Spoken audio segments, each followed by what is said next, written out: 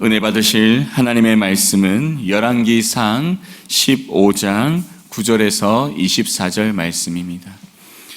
열왕기상 15장 9절에서 24절 말씀, 구약 성경 540면쯤에 있습니다. 열왕기상 15장 9절에서 24절, 우리 다 같이 한 목소리로 읽겠습니다. 이스라엘의 여로보암 왕 제20년에 아사가 유다 왕이 되어 예루살렘에서 41년 동안 다스리니라. 그의 어머니의 이름은 마아가라. 아비살롬의 딸이더라. 아사가 그의 조상 다윗같이 여호와 보시기에 정직하게 행하여 남색하는 자를 그 땅에서 쫓아내고 그의 조상들이 지은 모든 우상을 없애고 또 그의 어머니 마아가가 혐오스러운 아세라 상을 만들었으므로 태우의 위를 폐하고 그 우상을 찍어 기드론 시냇가에서 불살랐으나 다만 산당은 없애지 아니하니라. 그러나 아사의 마음이 일평생 여호와 앞에 온전하였으며 그가 그의 아버지가 성별한 것과 자기가 성별한 것을 여호와의 성전에 받들어 드렸으니 곧 은과 금과 그릇들이더라.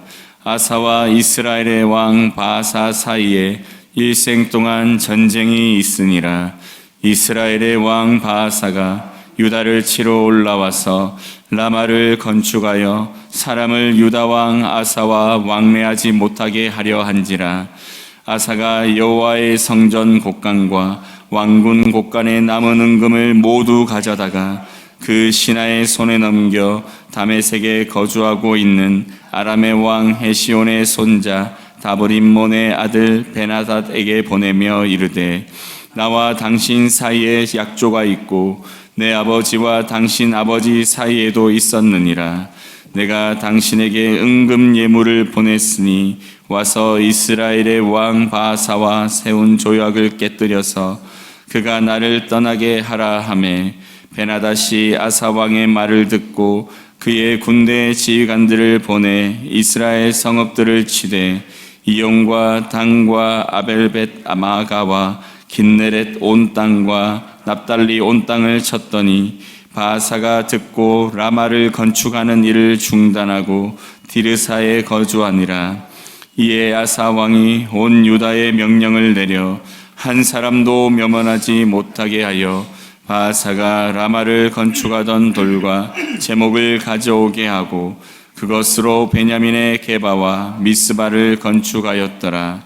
아사의 남은 사적과 모든 권세와 그가 행한 모든 일과 성읍을 건축한 일이 행한 모든 자에게 기록되지 아니하였느냐. 그러나 그는 늙음하게 발에 병이 들었더라. 아사가 그의 조상들과 함께 잠에 그의 조상들과 함께 그의 조상 다윗의 성읍에 장사되고 그의 아들 여호사밧이 대신하여 왕이 되니라. 아멘. 담임 목사님 말씀 전해 주시겠습니다. 할렐루야. 우리 아버지 하나님은 사랑이십니다. 그 하나님은 여러분과 저를 사랑하십니다. 또한 그 하나님은 여러분과 저를 위한 놀라운 계획을 갖고 계십니다. 5월 10일 금요일 새벽 기도를 통해서 다시 한번 저와 여러분이 우리 주님의 풍성한 사랑을 체험하시고 또 우리를 향한 놀라운 계획을 발견하게 되시기를 주 예수 그리스도의 이름으로 축복합니다. 저는 오늘 봉독한 말씀을 중심으로 특별히 11절과 14절 말씀을 통해서 여호와 보시기에 정직하게 그리고 여호와 앞에 온전하게 라고 하는 제목으로 여러분과 함께 은혜를 나누기 바랍니다. 한번 저를 따라 주시기 바랍니다. 여호와 보시기에 정직하게, 여호와 앞에 온전하게. 이 두 말은 같은 말이에요. 그리고 이제 여기서 정직하다, 온전하다는 것은 우리가 생각하는 것처럼 거짓말을 전혀 하지도 않는다는 것도 아니고요. 온전하다는 것은 완전하다는 뜻도 아니에요. 우리가 아는 것처럼 아사왕의 연약한 부분이 보이잖아요. 그러니까 성경적으로 말한다면 하나님 편에 선다는 거예요. 방향성이 하나님을 향해 있다는 거예요. 그래서 비록 실수하고 잘못을 저질지라도 몸부림치면서 주의 나라와 의를 구하는 모습, 그래서 하나님께서는 귀히 보시고 온전하다, 정직하다 그래요. 또 가장 가깝게는 여기서 말하는 정직하다는 건 뭐냐면 우상을 타파했다는 거죠. 다윗도 그랬고 성경에 나오는 모든 사람들이 그 종교 개혁을 하면서 다윗 왕과 같이 여호와 보시기에 정직하게 행했다는 말이 이제 유다의 이스라엘과 유다의 왕들의 판단 기준이거든요. 그러면 여호와 앞에 정직하다는 거예요. 그것은 뭐냐면 종교 개혁을 통해서 우상을 타파했다는 거예요. 근데 우리가 아는 것처럼 산당을 완전히 없애놓은 건 거의 없었어요. 산당은 남아 있었거든요. 그러니까 우리가 말하는 것처럼 하나도 틀리지 말아야지 그게 아니라 흑백 논리라기보다는 그의 마음이 주님을 향해 있기 때문에 본이든 본이 아니든 실수를 범할지라도 다시 돌이키고 회개하고 주님 앞에 나아가는 것, 그래서 주님께서는 정직하다, 온전하다고 말씀하십니다. 이 말씀이 저와 여러분의 위로가 되길 바랍니다. 만약에 우리가 정말 생각하는 것처럼 거짓말 한마디도 안 했어, 잘못한 게 하나도 없다면 우리는 정직하다고 온전하다고 말할 수 없죠. 어찌 보면 하루에도 수도 없이 본이건 본이 아니건 거짓말을 하기도 하고 실수하기도 하고 또 잘못을 범하기도 하잖아요. 근데 그게 중요한 것이 아니라 마음이 주를 향하여 있는가, 주님을 몸 기쁘게 해드리고 주를 따라 살기를 원하는 그 마음에 따라서 정직하다고 온전하다고 말씀하는 겁니다. 근데 이제 사실 이게 제가 생각하는 오늘 말씀의 가장 핵심인 것 같은데, 그 좋은 예로 이제 그 남쪽 유다의 아사 왕 얘기가 나와요. 9절로 15절까지는 그 종교 개혁을 실행하면서 우상을 제거했던 아사 왕의 이야기. 또 16절로 24절까지는 우선 북쪽의 이스라엘의 왕 바하사와 일평생 전쟁을 하면서 실수한 얘기가 나오죠. 사실은 어려움을 당할 때 하나님을 의지해야 되는데 오히려 그 남쪽 유다, 북쪽 이스라엘, 더 북쪽 아람, 오늘날은 수리아죠. 시리아에 그 왕을 자기 재물을 갖다 주면서 북쪽을 이스라엘을 공격해달라고 하는 인간적인 방법. 그래서 비록 자기가 그 땅은 지켰을지 모르지만 하나님 보시기에는 기뻐하시지 않으셨어요. 이제 오늘 말씀을 좀 이해하시려면 역대기하 14장, 15장, 16절을 꼭 보셔야 돼요. 그래야 이 아사 왕에 대한 사적을 전체적으로 볼 수 있습니다. 오늘은 주로 긍정적인 이야기만 나오는데 역대기하 14장, 15장, 10절을 보면 부정적인 이야기도 나와요. 그리고 이 바하사하고 전쟁하고 그 다음에 그 다리에 병이 난 게 그렇게 차이가 나지 않아요. 이 사람은 41년을 다스렸는데 36년째 전쟁이 납니다. 바하사하고. 그래서 이제 벤하닷에게 도움을 요청하고 다리에 병이 난 건 39년째예요. 그러니까 거의 마지막입니다. 그리고 39년째 병이 난 다음에 한 2년 앓다가 41년째 죽는 거예요. 이게 결코 우연이 아니라는 것이죠.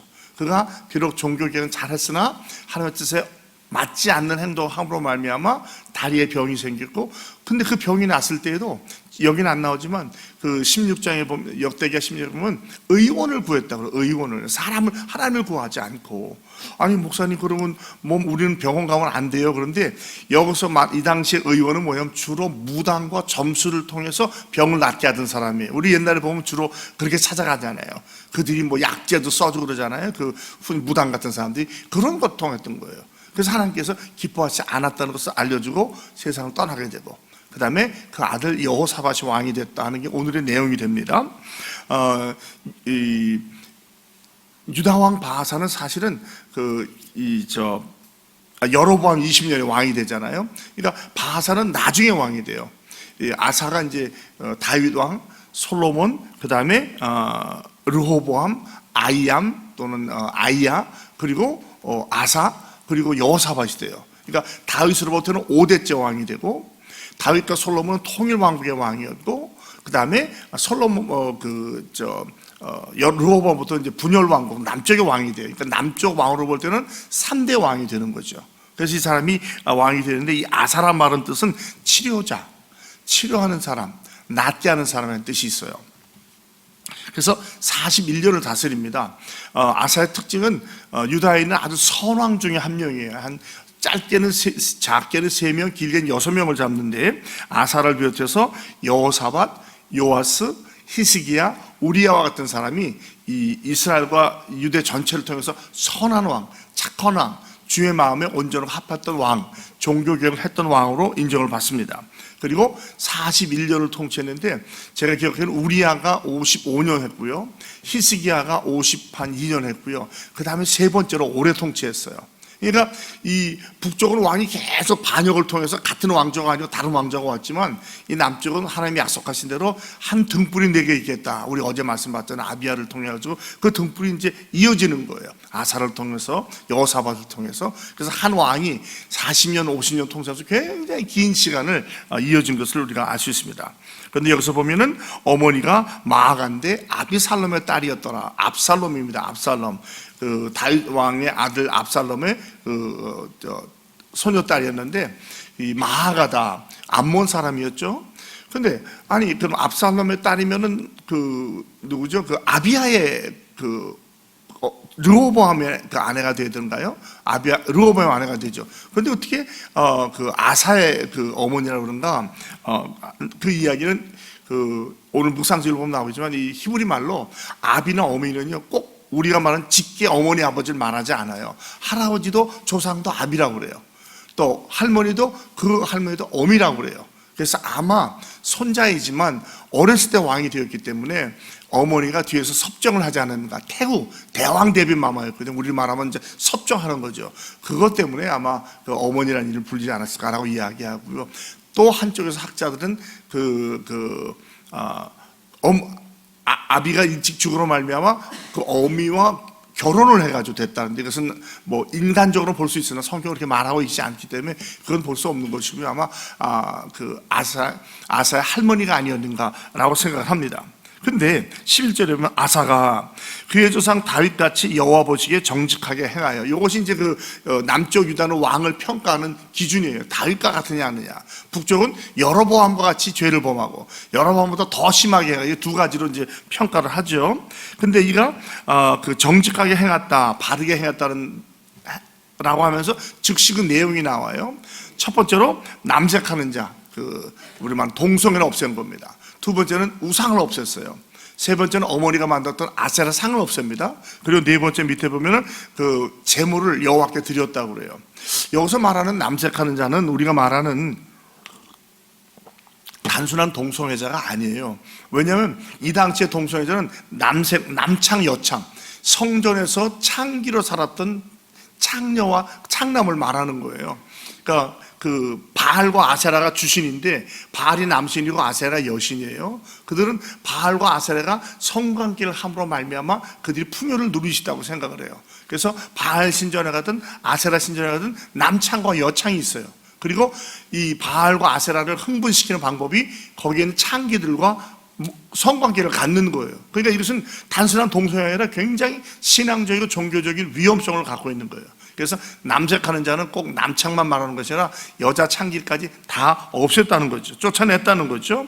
그 다음에 조상들이 졌던 모든 우상들, 좀 더 구체적으로 말한다면 바알 신상을 비롯한 상을 말하는 것이고요. 그 다음에는 그 어머니 마아가 만들었던 혐오스러운 아세라상.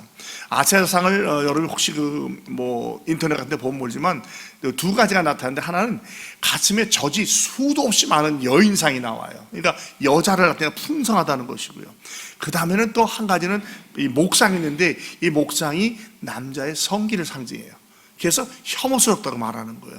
이걸 통해서 자녀를 많이 낳고 풍성하게 된다는 말을 한다는 것이죠. 심지어는 그러다 보니까 태후, 대왕 대비, 즉 할머니의 태후를 폐해버려요. 쉬운 일이 아니죠. 그래가지고 그것을 다 모아서 그 기드론 시내가는 기드론 골짜기에 있는 건데 그 아주 우상을 찍어버리고 불에 태우는 아주 굉장히 중요한 장소인데 여기 가서 다 불에 태웁니다. 그런데 안타까운 것은 14절에 다만 신당은 없애지 아니하니라. 이것이 이제 우리가 갖고 있는 결점이라고 볼 수 있어요. 여기에 대해서 학자들 말하기를 그 성전이 생기기 전에는 신당에서 예배하는 것을 인정을 했어요. 하나님을 예배하는 것이다. 그러니까 기원은 하나님께 예배하는 자리였다는 거죠. 그러나 솔로몬 성전이 생겨면 그때는 여기 와서 예배해야 되는데 계속 산당이 남아있어요. 신당이 아니라 산당이죠. 그 산당에서 하나님과 바울을 동시에 하는 혼합주의적인 신앙이 생겼다는 거예요. 그러니까 어떻게 되겠어요? 솔로몬의 성전이 있는데 아직도 산당이 남아있으면 어떻게 됩니까? 주로 이방신을 섬기는 그런 모습으로 바뀌었다는 것이죠. 그러니까 이것이 아사의 하나의 약점이라면 약점일 수 있어요. 그러나 아사의 마음이 일평생 여호와 앞에 온전하였으며, 그러니까 여호와 앞에 여호와 보시기에 온전하고 정직하고가 같이 가는 거예요. 중요한 건 방향성입니다. 그러니까 우리가 항상 주님을 바라보고 살아가는 것이 중요해요. 항상 예수님을 중심으로, 하나님이라면 예수님을 어떻게 하셨을까? 나는 어떻게 하면 주님을 기쁘게 해드릴 수 있을까? 이 마음을 가지고 살아가는 거예요. 그러면서 아버지가 성별, 자기가 성별한 그 금과 은을 다 여호와의 전에 드렸다고 그래요. 뭐 물질에 대한 욕심을 가지시지만 그런 욕심은 없었던 것 같아서 하나님께 드리는 것을 볼 수 있어요.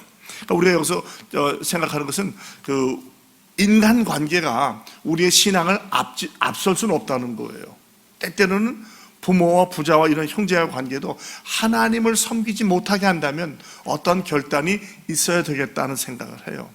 제가 아주 사랑하고 또 저에게 결정적으로 예수를 믿게 하진 않았지만 전도했던 친구가 있어요. 지금도 있습니다. 아주 좋은 일을 많이 하는데, 세월이 흐른 후에 제가 목사가 돼서 그 친구를 만났어요. 그리고 얘기를 했어요. 친구야, 친구 때문에 내가 목사가 됐어. 굉장히 중요한 역할을 했어.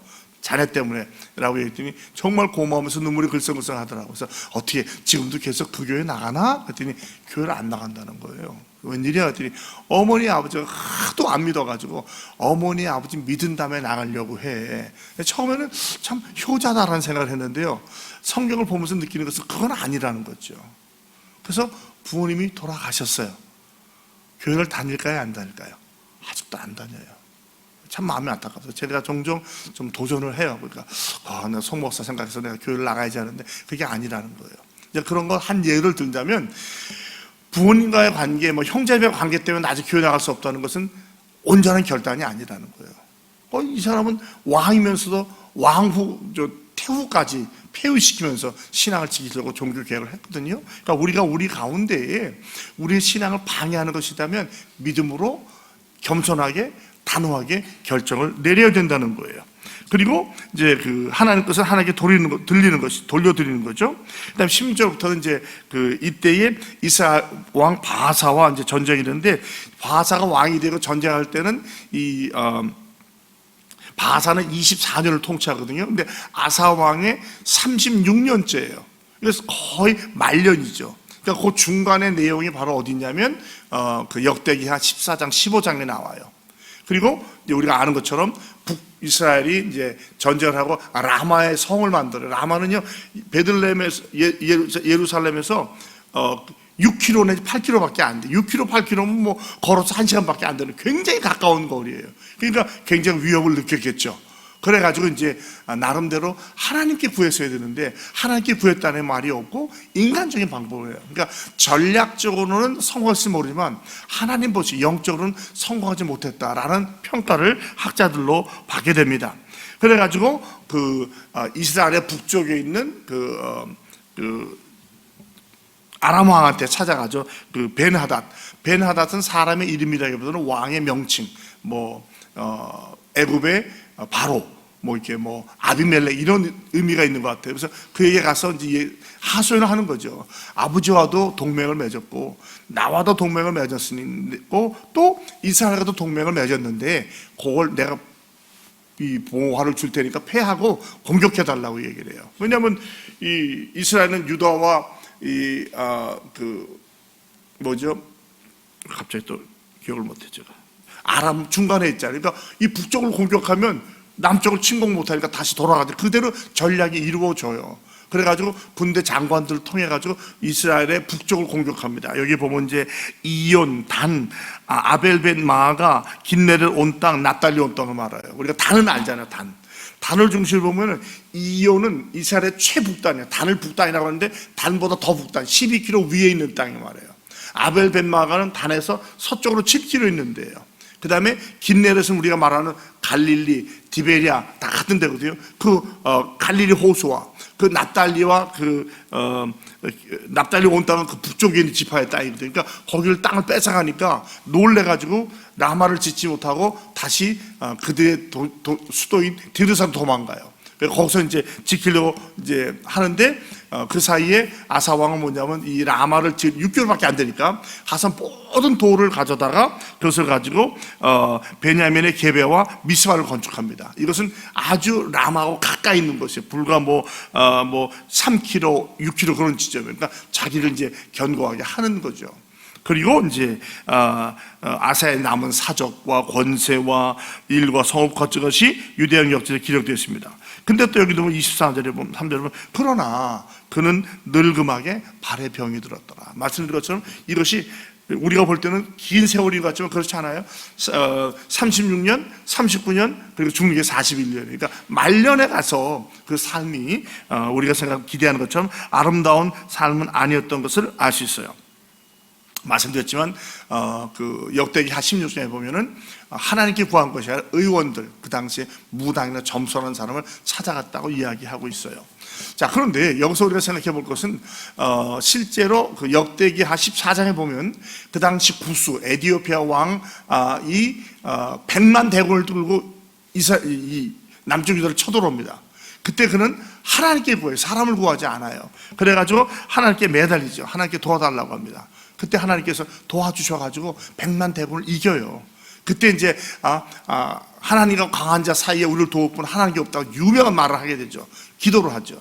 그 다음에 찬양으로 이긴 다음에 승리를 하게 되는데, 이러한 승리의 경험이 있음에도 불구하고 또 우리 아람을 찾아가는데, 그때는 하나님의 선지자가 와서 경고해. 이거 아니라고.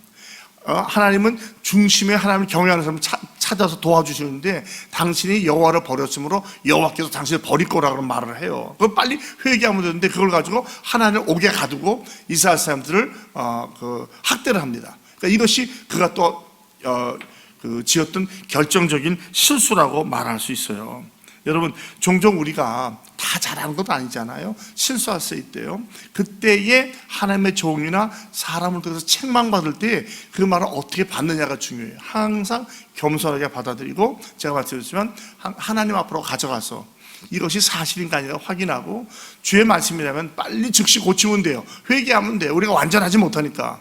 그런데 이상하게 그렇게 일평생 이스라엘 유다의 선왕으로 인정받던 이 사람이 그때는 화를 내면서 선지자를 핍박해요. 그러니까 그걸 보면 그의 신앙이 어느 사이에선가, 제가 말씀드렸지만 전심에서 반심으로 변심으로 바뀐 거예요. 어딘지 모르겠지만. 그러니까 우리도 항상 조심해야 되는 게, 우리의 신앙이 항상 전심이면 얼마나 좋겠어요. 그러나 우리가 우리의 삶을 돌이켜봐도 항상 그렇지 못하거든요. 그러니까 내가 지금 어디쯤에 와 있는가, 그러니까 나 자신을 항상 중간 점검이 필요해요.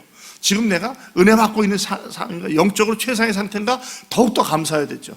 만약에 혹시라도 조금 삐걱거리나 위험이 있다면 무엇이 나를 이렇게 만드는 것인가, 왜 내 안에 기쁨과 평강과 감사가 지금 사라지고 있는가, 다시 빨리 하나님 앞으로 돌아가는 것이, 십자가 앞으로 가져가는 것이죠.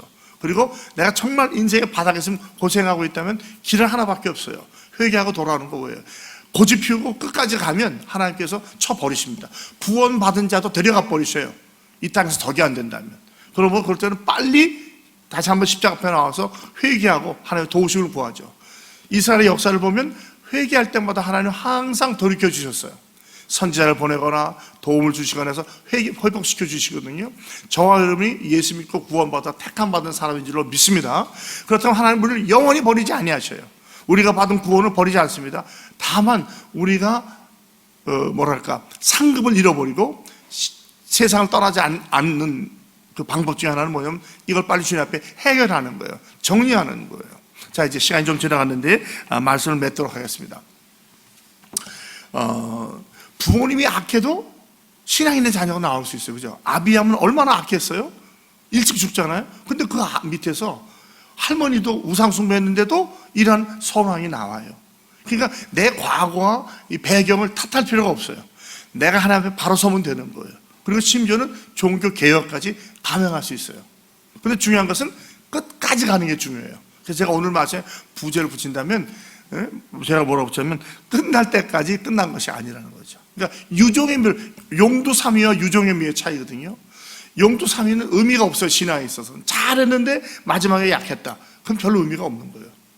비록 부족했을지라도 끝까지 매달리고 나면 아름다운 유종의 미를 걷는 게 우리에게 중요한 거예요. 이것이 더 우리에게 소망이 되는 것이죠. 나의 과거의 삶이 어땠을지라도 그것이 중요한 것이 아니라 지금 나의 신앙과 앞으로의 신앙을 잘 지켜서 끝까지 신앙의 경주하면 달려갈 길 다 달리고 싸움 다 마치고 믿음을 지켰다면 하나님께서 반드시 우리에게 의의 면류관을 주실 줄로 믿습니다. 그러므로 오늘 우리는 이 아사를 반면교사 삼아서 시작이 좋은 것도 좋지만 마지막까지 최선 다하고 비록 시작은 부족했을지라도 끝까지 주님을 신뢰하고 의지함으로 말미암아 하늘나라에서 칭찬과 상급과 면류관을 받으시는 저와 여러분이 다 되시기를 주 예수 그리스도의 이름으로 축복합니다. 하나님 아버지 감사합니다. 오늘 아사 왕을 통해서 참 유다의 선왕이었고 손꼽히는 왕이었지만 산당은 제하지 않았고 또 하나님을 의지하지 않고 의원을 구하다가 안타깝게 세상을 떠난 우리 아사왕을 보면서 우리는 이것을 반면교사로 삼아서 과적 관계나 인간 관계가 신앙보다 중요하지 않다는 것을 깨닫게 하시고 항상 하나님, 예수님 중심으로 하나님을 기쁘시게 하나님 앞에서 정직하게 살아갈 수 있도록 도와주시옵소서. 시련과 환난을 당할 때 사람을 구하는 것이 아니라 하나님을 구하게 하시고 주의 뜻에 순종하는 우리가 되게 하여 주시옵소서. 비록 시작은 미약하였을지라도 심히 창대하게 되는 복을 허락하여 주셔서 우리의 과거나 출신이 중요한 것이 아니고 마지막까지 신앙의 경주를 다하는 것이 중요한 것을 알게 하셔서 이제 우리의 남은 삶을 더욱더 주님께 헌신하며 최선의 삶을 살아가는 인천중앙의 모든 성도 여러분들이 다 되게 하여 주시옵소서. 주 예수 그리스도의 이름으로 축복하며 감사하며 간절히 기도합니다. 아멘.